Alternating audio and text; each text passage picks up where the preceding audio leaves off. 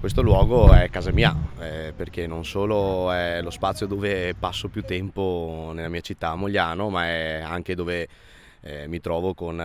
i compagni e le compagne di Officina 31021 e dove progettiamo tutte le attività quotidiane e annuali dell'associazione, quindi proprio è la mia vita a 360 gradi. Negli ultimi 7 anni Danny Castiglione ha svolto numerose missioni internazionali in Iraq, Kurdistan, Nord Africa e lungo la rotta balcanica, Grecia e Bosnia, in Ucraina con il ruolo di capo missione. Sì, ho avuto la straordinaria fortuna di capitare in questi posti, non credo sia stato tutto frutto un po' del caso, e fatalità questo caso nasce proprio da questa città, perché la prima missione è stata grazie a un progetto di cooperazione finanziato dal Comune di Mogliano Veneto nel 2017. Forse la maggior parte della gente neanche se lo ricorda più. C'era una guerra sanguinosa in Medio Oriente, soprattutto in Siria e in Iraq, e si stava combattendo lo Stato islamico, c'era la guerra al Daesh, no? E l'unico comune della regione Veneto, su un progetto finanziato dalla regione, è stato il comune di Mogliano Veneto, che ha sostenuto con un partenariato questo grande progetto che andava a sostenere la popolazione sfollata siriana nei campi profughi in Kurdistan, quindi la popolazione curda, questo straordinario popolo che è senza Stato, però che dava accoglienza a degli sfollati di guerra. E quindi è stato poi un susseguirsi di emozioni e responsabilità man mano che crescevano, tante volte proprio all'interno di questo posto. Una stanza così piccola, mi viene sempre da ricordarlo, sono 60 metri quadri in cui poi si creano dei laboratori, dei progetti così grossi in tutto il mondo. E a volte non basterebbero le pareti per descrivere tutto quello che è stato fatto in questi 7 anni, e non solo da me, ma da tutti e tutte le persone che sono passate all'interno di questo spazio,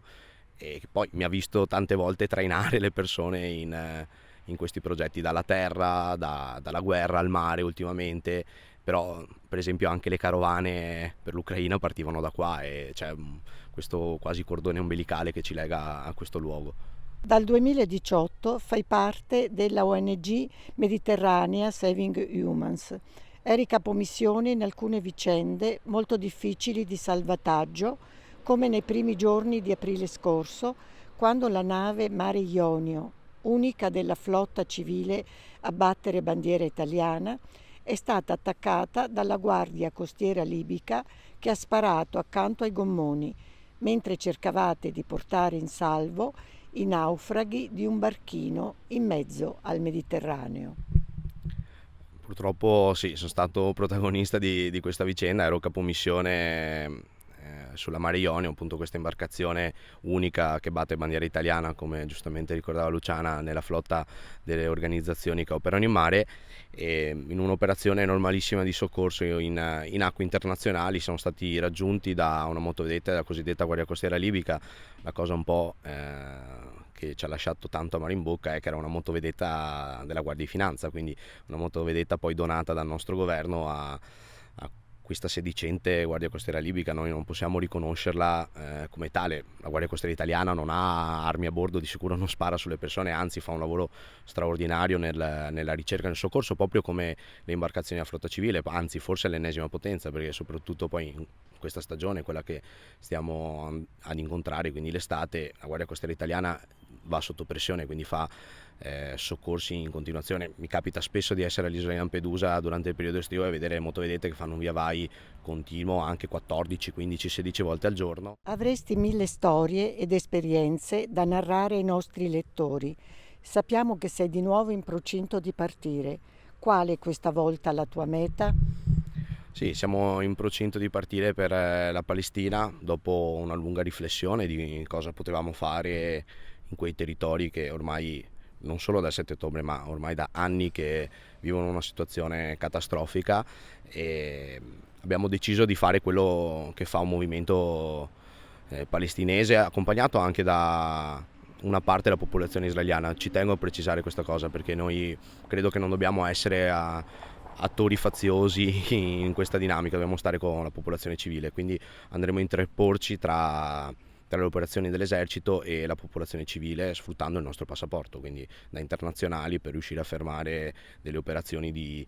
sgombero per esempio delle case dei cittadini palestinesi. Sei stato ricevuto da Papa Francesco, cosa vi siete detti?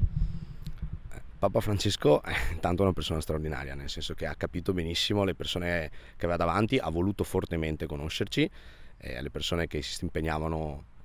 nella guerra in Ucraina e a soccorrere le persone in mare, un po' per capire cosa ci muoveva a muoverci in